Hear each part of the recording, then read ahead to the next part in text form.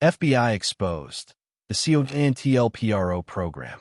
For much of the 20th century, the American public believed the federal government's most powerful law enforcement agency existed to protect democracy. The image of the Federal Bureau of Investigation, known simply as the FBI, was built on crime fighting, national security, and the defense of constitutional values. But hidden beneath that image was a secret program that would later be exposed as one of the most serious violations of civil liberties in U.S. history. That program was called COINTELPRO, short for Counterintelligence Program. It began quietly in 1956 and continued for 15 years until 1971. Its purpose was not law enforcement. It was surveillance, manipulation, and destruction. The targets were not foreign enemies, but American citizens. COINTELPRO was created during the height of the Cold War, a time when fear of communism dominated U.S. politics. The FBI, under its powerful and controversial director J. Edgar Hoover, believed that political dissent itself was a threat to national stability. In this climate, the Bureau decided that certain ideas, civil rights activism, anti-war protest, Black liberation, socialism, were dangerous enough to justify extraordinary measures. What followed was a campaign that operated almost entirely in secret, without court oversight, without warrants, and without public knowledge. The FBI used illegal wiretaps to listen in on private conversations. Agents opened mail, planted informants, and infiltrated organizations posing as supporters. They forged letters to create internal conflict, spread false rumors, and encouraged paranoia among activists. In some cases, they deliberately pushed groups toward violence, hoping this would justify arrests or discredit movements in the eyes of the public. COINTELPRO was not a single operation. It was a framework, one that allowed the FBI to target nearly any group it considered subversive. And the definition of subversion was dangerously broad. Civil rights leaders were among the earliest and most aggressively targeted. At the center of this surveillance campaign was Martin Luther King Jr., the most prominent voice of the American civil rights movement. King was monitored relentlessly.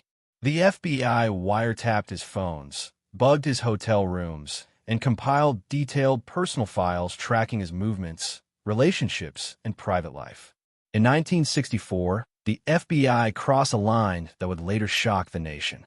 Using recordings secretly obtained through surveillance, the Bureau sent King an anonymous letter now known as the suicide letter. The letter threatened to publicly expose alleged personal misconduct and suggested that King had only one way out: to take his own life. This was not rumor or speculation. It was confirmed decades later through declassified documents. The FBI had attempted to psychologically break one of the most important civil rights leaders in American history. King was not alone. The Bureau also targeted organizations that advocated for racial justice and Black self-determination, most notably the Black Panther Party. The Panthers were closely monitored, infiltrated, and actively sabotaged. FBI agents sent forged letters to create distrust between members, exaggerated internal conflicts, and encouraged rivalries with other groups, sometimes with deadly consequences. Internal FBI memos made the intent clear. The goal was to prevent the rise of what Hoover called a Black Messiah, a leader who could unify Black Americans and challenge existing power structures. The Panthers were not treated as a political organization with controversial views. They were treated as enemies. Student organizations opposing the Vietnam War were also targeted. Anti-war activists, college groups, and draft resistance movements were infiltrated and disrupted. Informants were embedded to report on meetings, identify leaders, and provoke internal divisions. Journalists who covered these movements sympathetically found themselves under surveillance as well. COINTELPRO extended even into the labor movement, feminist organizations, and socialist political parties.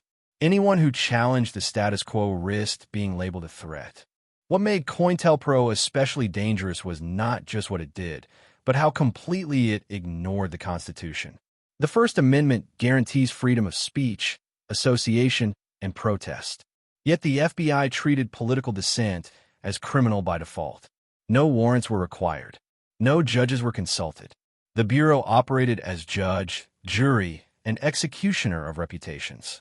For years, the American public knew nothing about this. That changed in 1971.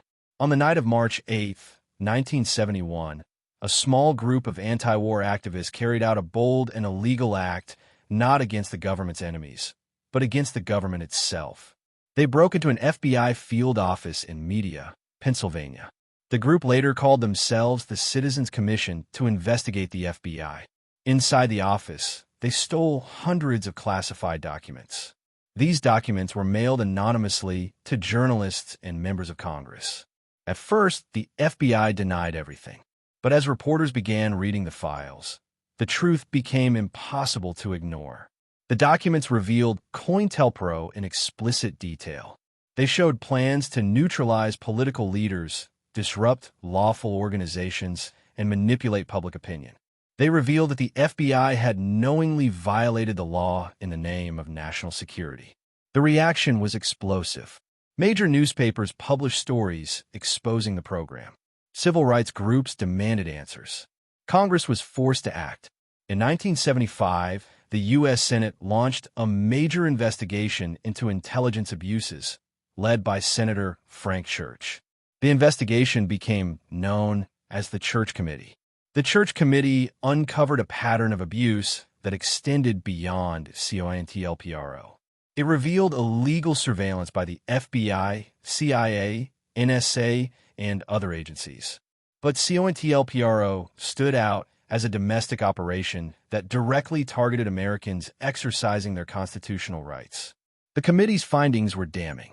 It concluded that the FBI had engaged in a sophisticated vigilante operation that was fundamentally incompatible with democracy.